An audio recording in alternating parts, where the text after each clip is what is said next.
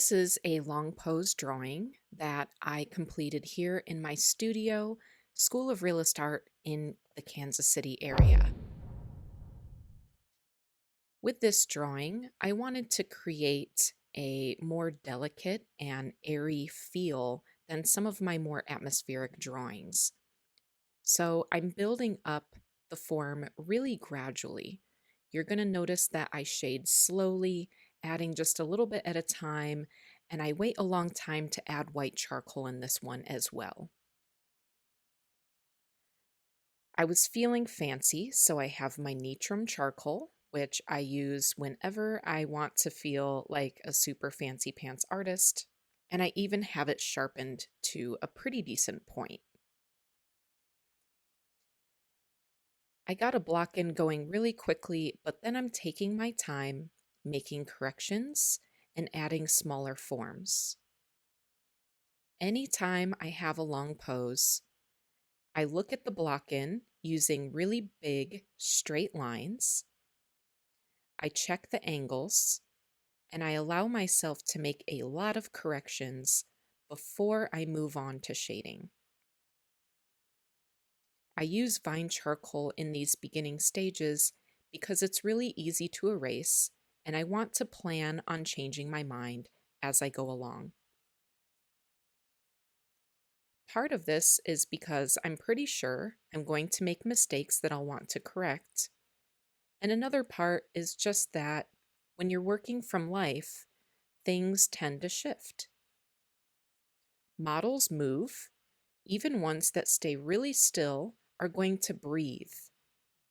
They're going to have muscles that relax or change the amount of tension that they have. So I want to keep flexible for those reasons.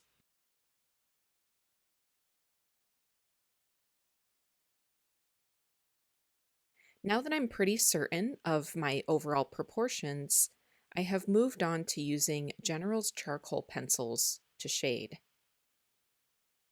General's charcoal pencils are compressed charcoal, which is different than the Vine Nitram charcoal. Compressed charcoal is a bit darker, and it doesn't erase nearly as easily. I don't want this to erase too easily because if I smear it, I could lose a lot of my shading, and I like to shade my drawings here and there.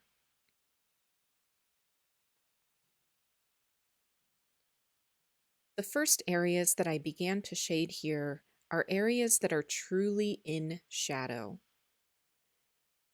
I shaded cast shadows, such as the cast shadow that is on the leg underneath the arm on our left, or the cast shadow that is on the shoulder on our left, where the head is casting a shadow onto the figure. Then I shaded in the form shadows. The form shadows are occurring everywhere that the surface of the skin is shifting toward our left, because our light source is on the right-hand side. So I shaded in that triangle on the torso, on our left-hand side of the torso, and the shadows that are actually on the arms. Those shadows and the shadow on the face are all form shadows. I shade those in before getting into the halftone because it's really important to keep the halftones separate from the shadows. You don't want your halftones to be treated the same as shadows or to be as dark as shadows because that will tell the viewer that the form is facing a way that it isn't.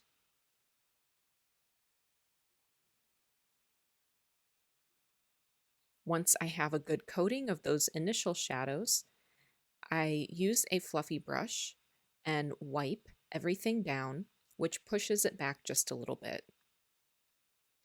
Then I start emphasizing particularly dark areas in the shadows, and I'm adding some shading into the background to contrast with the figure.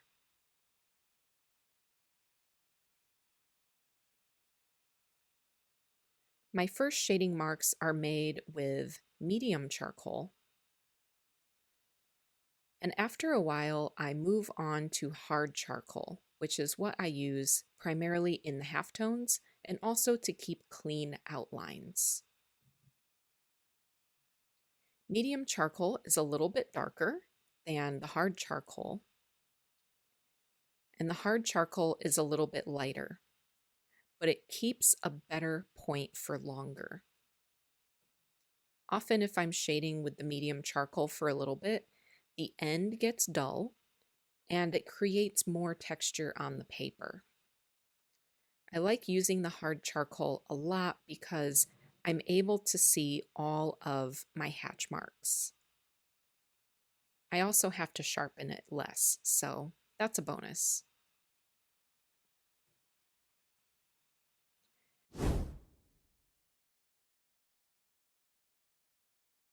Now I'm starting to get into smaller things like the details in the ear and the dreaded hand. I have to admit, even still, I get a lot of anxiety when I'm drawing hands, and I find that keeping things a little bit simplified really helps. So notice that I did not actually go and outline every single finger in the hand. Mostly I'm looking at light and shadow shapes in the hand. And especially in the hand that is going away from us on the right hand side, I kept everything really understated because that hand is far away from us, so it shouldn't get as much detail as things that are closer.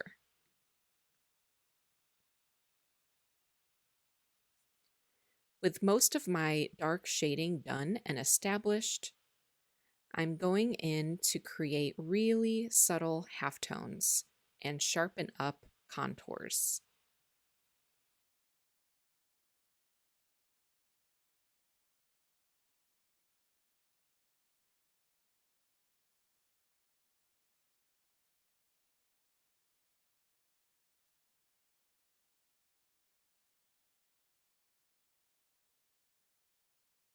I find that having the right location of the ear, where the neck comes out of the head, and the jaw is really helpful for a likeness.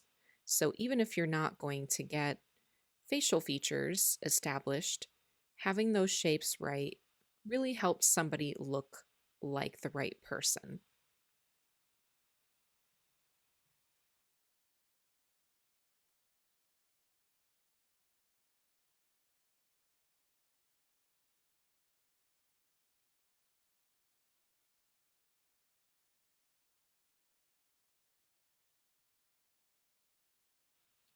When shading in the hair, it can be nice to add some lines that go in the direction of the hair growth, but not all of them.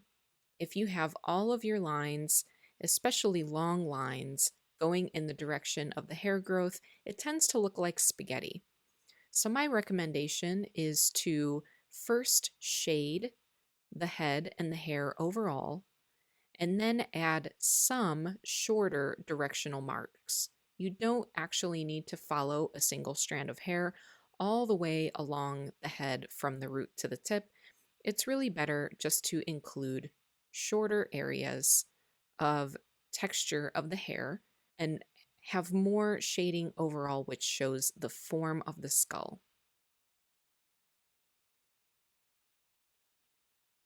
We're almost near the end of this drawing, probably an hour and a half into the drawing, and now I am adding white charcoal. I wanted to be very careful of starting off with the white charcoal because in this particular drawing, I didn't want a lot of the white and black charcoal to mix together. I wanted more of the paper to show through in between. So that's why I was careful and left the white shading for last. I'm also using somewhat of a light value of this gray paper, which means that I don't need to use as much white charcoal as if the paper was darker. So this is another reason I wanted to utilize that medium to light value paper.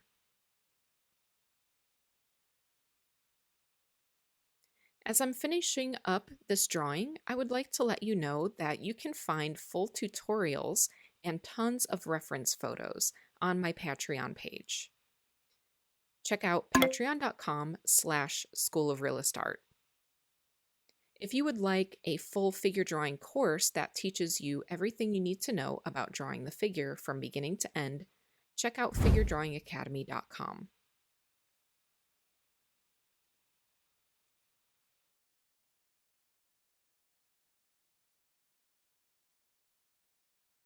I hope you enjoyed this video. Thanks, and I'll see you again next time.